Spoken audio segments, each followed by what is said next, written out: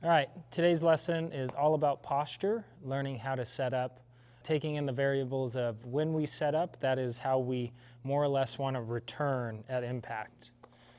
So me taking into my posture is kind of setting up for my impact, which will be a later following lesson.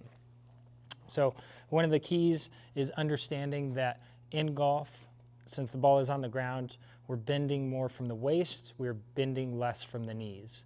So how I generally will have people set up is we start fairly neutral, nice and tall, slight bend, bending more from the waist, setting up. Now when I'm talking about finishing impact, my impact versus setup is just going to be slight open, pretty much here. So if I'm setting up way on my heels and then I'm coming in here, we're changing a lot. If I have that slight bend, slight knees, setting up, now when I return for posture, I can return in a much more neutral position. So we'll kind of do a little cause and effect. So we're going to set up proper, slight bend of the knees. Good checkpoint is, are my knees slightly over my shoelaces? Check and check. Slight bend of the waist, so I'm using the club to push back on my waist a little bit.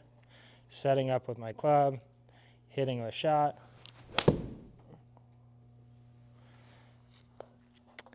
Now if we're going to set up in a less neutral posture, so more knee bend, less bend from the waist, less athletic posture.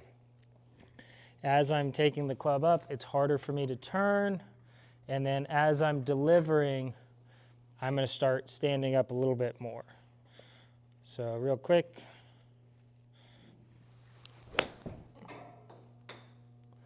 Okay, so less effective. Having that posture not set up for impact allowed me to not hit one as well as I could. Okay, so let's go back. Knees, check, check. Push on the waist, setting up for impact, setting the club down, up. Much easier to make a strike.